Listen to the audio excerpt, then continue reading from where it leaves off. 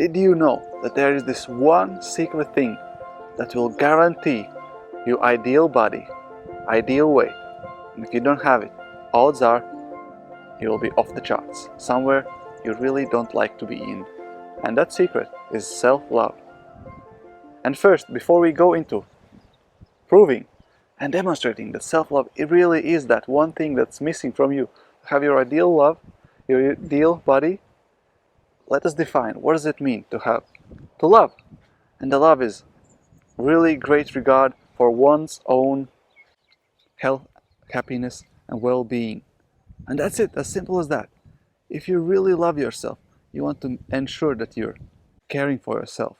You're taking care of your well-being, you prioritize it, and you make sure that you're happy. And that's as simple as that. And you can imagine that if you really love yourself, you want to make sure that your body is in a perfect condition, the most perfect condition that it can be.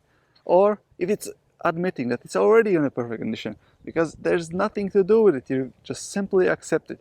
And if you have self-love for yourself, then you're happy.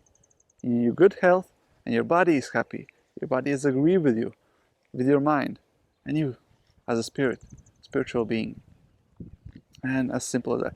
And there's other ways how to explain it. For example, there's this emerging field called epigenetics, which basically says that you are in control of your genes, and the DNA doesn't control you, you're not victim to it, and you control it with your mind, curiously, with the thoughts you're having, by setting emotions and environment for your cells in your body, because cells don't really know what's happening with you, really.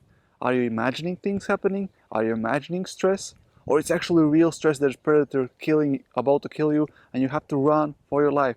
You have to organize all your resources actually just to survive.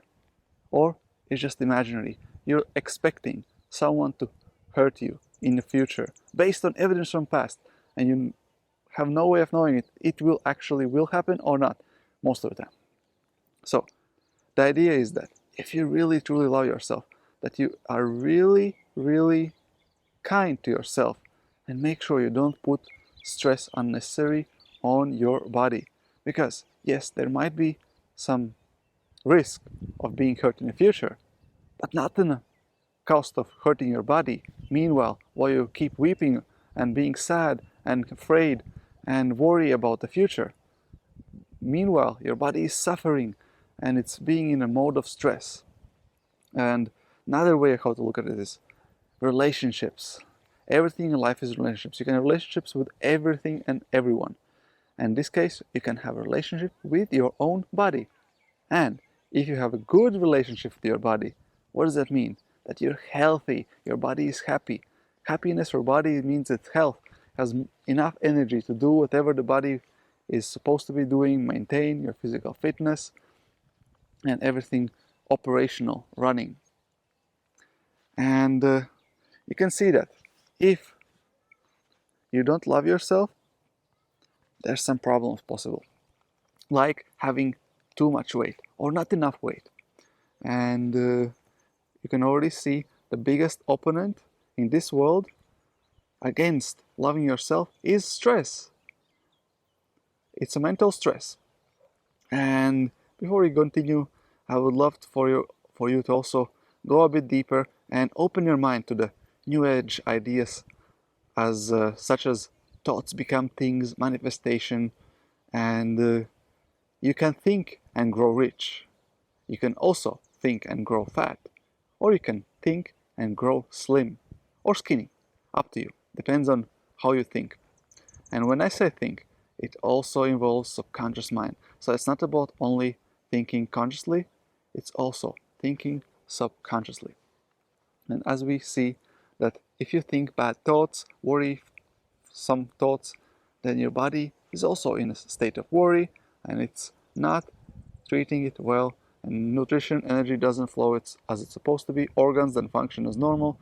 So you can see the stress is the biggest opponent in the journey of loving yourself, and also in journey of having ideal body, ideal weight. So with this said, I would love to invite you to have a simple exercise for self-awareness, self-love, and stress management.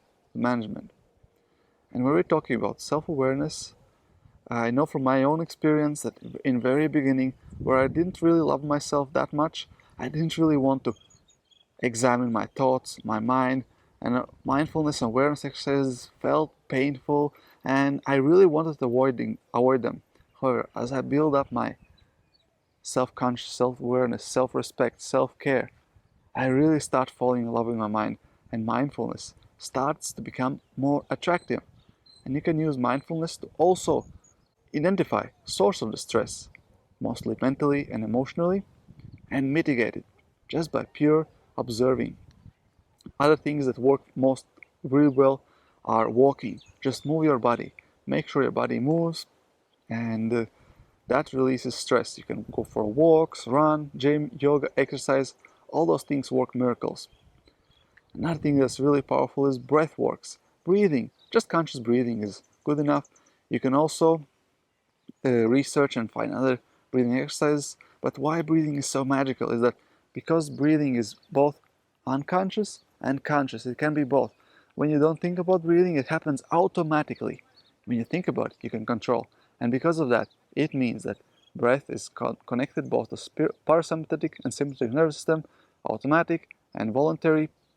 So you're able to control both of your nervous systems, so you can relax yourself and excite yourself just with breathing. That's so beautiful and so powerful.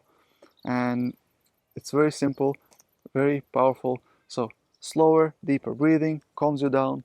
Faster, more shallow breathing excites you. So these simple things you can apply right now. You don't need to hire a coach. You don't need anything. You just need to start doing it, observing your breath, and gently play around with it. And over time, you'll see how it works for you. And finally is eating and resting.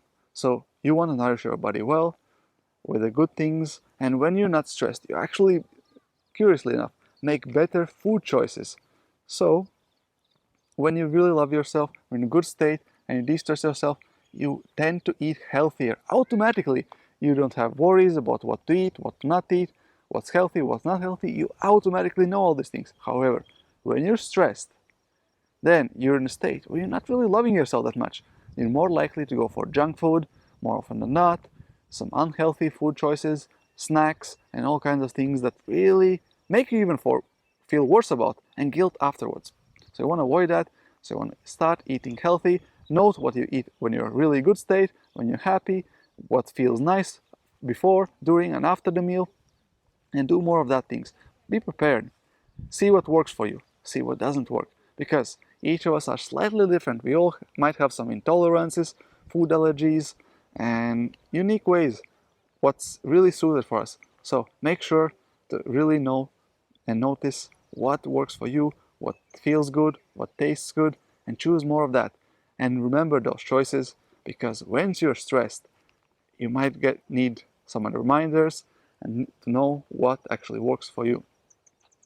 So these are the main reasons why self-love is really the magic tool, magic pill, let's say, to have your ideal weight. So get out there, find ways how to love yourself more, take care of yourself more, feel more happy, more positive, and have that magic flowing. Hope you enjoyed this video. All the best.